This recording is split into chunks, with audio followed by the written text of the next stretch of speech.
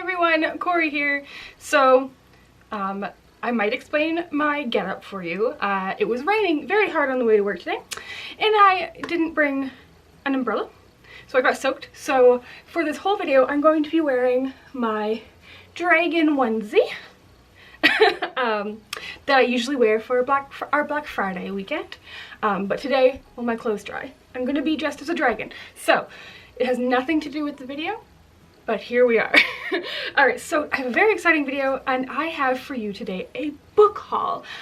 We haven't done a book haul for YA since Karina stopped being a regular part of the channel, so it's been quite a long time, but I decided, hey, I can do the book hauls.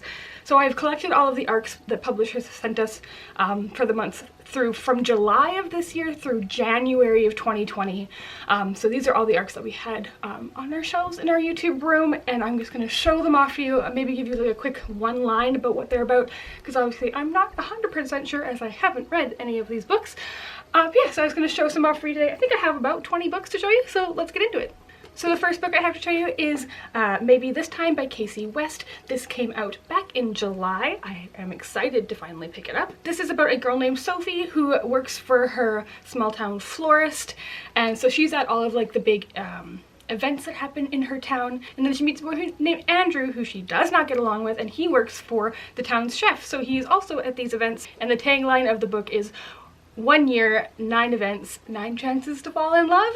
So it sounds like a fun Kasie West rom-com, and you can never go wrong with her. Next up, I have another July release, and that is Sophia, Princess Among Beasts by James Patterson. I think this might have been his first ever YA book. I've never read any James Patterson, but I know he's a very popular author. I think from what I could understand, it is just like a kind of a basic, I don't want to say basic, I haven't read it, high fantasy story about a princess who has lost her parents and then finds herself in this world that needs a new queen, I think. When I was looking up kind of what it was about, it doesn't have great reviews on Goodreads, so take that as you will. But yeah, so a new James Patterson book. Next up, we have The Surface Breaks by Louise O'Neill. This came out on August 13th, so you can already get your hands on this one. And I don't know anything about this book other than the fact it is a Little Mermaid retelling, and I've heard really good things about Louise O'Neill's writing. So if you want more under-the-sea stories, maybe put this one on your radar. Next up, I have The Infinite Noise by Lauren Shippen. I had actually never heard about this book until I was researching for this video, but it sounds really cool. It is based either in the same world or based on the podcast called The Bright Sessions, which apparently is a popular sci-fi podcast. But this one actually sounds really cool. It's about Caleb Michaels, who, I'm just going to read the back off this one for you because it sounds really neat. I think it might also be queer, but it says Caleb Michaels is a 16-year-old champion running back who develops the ability to experience the emotions of everyone around him. Caleb is an empath, and his therapist is used to treating patients like him, pages with enhanced abilities, atypicals, and she encourages him to explore his connection with a classmate, Adams, whose emotions feel right. I love this cover. It just sounds really fascinating, so I think I'm going to go check out the podcast. Again, the podcast is called The Bright Sessions, and then I'm going to read this book because it sounds really neat. Next up is a book I know people are excited for, and it comes out on September 10th, and that is The Magnolia Sword by Sherry Thomas. This is an Own Voices Mulan retelling, and I don't think I need to explain any more than that. Gorgeous cover, comes out in September. I cannot wait to read this one. Next up is a book that comes out on October 1st, and that is 13 Doors, Wolves Behind Them All by Laura Ruby. I love Laura Ruby's writing. She wrote Bone Gap, and she wrote York, which was an OwlCrate Junior pick. And this sounds really cool. When I was reading the blurb, I was like, oh, maybe kind of boring. I'm not super into historical fiction, and this is set post World War II. In the Great Depression in Chicago. But what's really cool is it seems like this book is narrated by a ghost. So a ghost is telling this girl's story and also her own story. And that sounds really cool to me. I feel like it might appeal to people who are fans of The Book Thief. But yeah, this sounds like a really cool concept, and I can't wait to read it. Next up, we have All the Things We Do in the Dark by Saundra Mitchell. This sounds like a really hard-hitting contemporary. I know it is about a girl who was sexually assaulted at a very young age, and I believe it is the story of her trying to come to terms with that and, you know, lead her life as a teenager. Again, I don't know any more about it except for that, and that sounds like it's probably going to be a really emotionally heavy book. That said, I am really excited to see what people think of this one, and it comes out on October 29th. Next up, I have Beyond the Black Door by A.M. Strickland. This one also comes out on October 29th. I've been seeing this cover around, but I haven't heard too much about it yet. But it is about a girl named Kamai, and she is a soul walker, so she has the ability to enter people's souls while they sleep. And in this soulscape, or I'm not sure what they call it, but it sounds like whenever she's in a soul, there is this black door that she's told to never open the black door. And I'm assuming that this book is the aftermath of her doing so. Yeah, cool cover, comes out at the end of October, and I know a lot of people are excited for this one. Next up, we have a super chunky book, and that is The Fountains of Silence by Ruta Sepetys. This is highly anticipated. She is one of the most beloved YA historical fiction writers. This one is set in the 1950s in Madrid and follows an American boy who is traveling there with his oil tycoon father and a young girl whose family has just lived through the Spanish Civil War. That's all I know about it, but Ruta Sepetys is such a beautiful writer, and I'm sure she will bring to light this period of time so very, very well. Next up, we have a very exciting novel, and that is Jackpot by Nic Stone. This is about a girl named Rico who has an after-school job where she can sell lottery tickets, and she finds out that she has sold a winning lottery ticket, but that ticket was never claimed, like they never claimed the prize. So her and a classmate go on a mission to find the unclaimed lottery ticket. I think that sounds like so much fun, and I love Nic Stone's books, so I'm really excited to pick this one out when it comes out on October 15th. Next up is a book we have talked about several times on this channel already, but for the sake of the book haul, I'll throw it in, and that is Ninth House by Leigh Bardugo. This one comes out on October 8th, so not much longer for you guys to wait for this one, but if you somehow didn't know, this involves, it's like paranormal, secret societies, Yale. Oh, it's so good. It's a very adult novel, but it's dark, it's gritty, it's fantastic. Leigh Bardugo did not let down with this one. Next up, we have a book with a cover that I absolutely adore, and that is Coral by Sara. This is another Little Mermaid retelling. Apparently it is the season of Little Mermaid retellings. I think this one might have more of a contemporary feel to it, because I think it is set, it sounds like, yeah, it is set in a modern day San Francisco. So that sounds cool. But yeah, this one comes out on November 12th, so if you're looking for some more Little Mermaid love, you can pick it up. Next up is a book that comes out on November 12th, and that is Crown of Oblivion by Julia Eshbaugh. This, when I was reading the synopsis, really reminds me of the book Proxy by Alex London, so if you've read that, this might appeal to you. This seems like a fantasy version of that sci-fi book.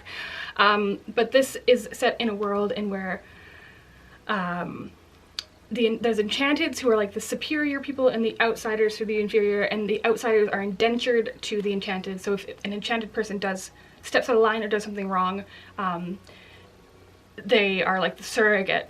The outsiders are like the surrogate and bear the punishment for them, which is, if you've read Proxy, pretty much how that story goes. So, and there's also, I think there is a race. There's some kind of challenge or race in here too, but that sounds really cool to me. I really liked Proxy, so I wouldn't mind reading something that's kind of a similar nature, and let's see how different it is.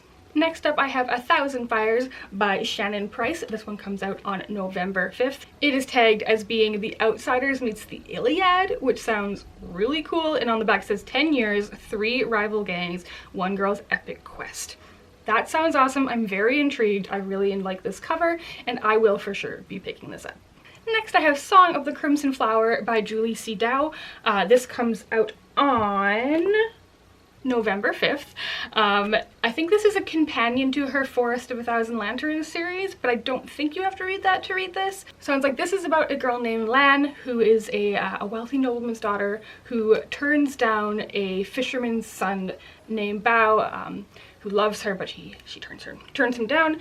And feels badly about it, and then she finds his flute. So she takes in his flute, not realizing that his soul has been trapped inside the flute. So I think I got that right. I haven't read Forest of a Thousand Lanterns. I would be interested in reading it, but if you liked that, then you would probably like this. Next up I have 8 Will Fall by Sara Harian.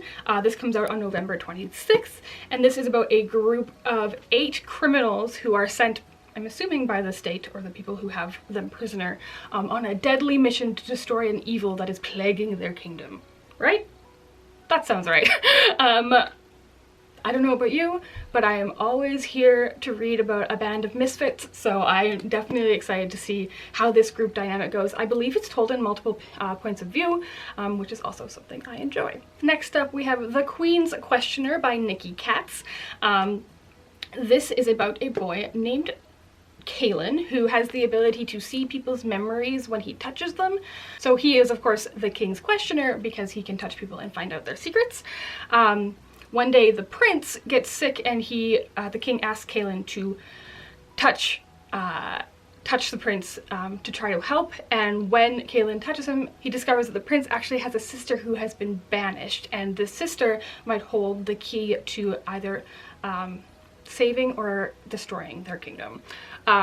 So that sounds pretty interesting to me. This one comes out on January 14th. Alright, so next up we have Lucky Color by Emma Mills. I am super excited for a new Emma Mills book.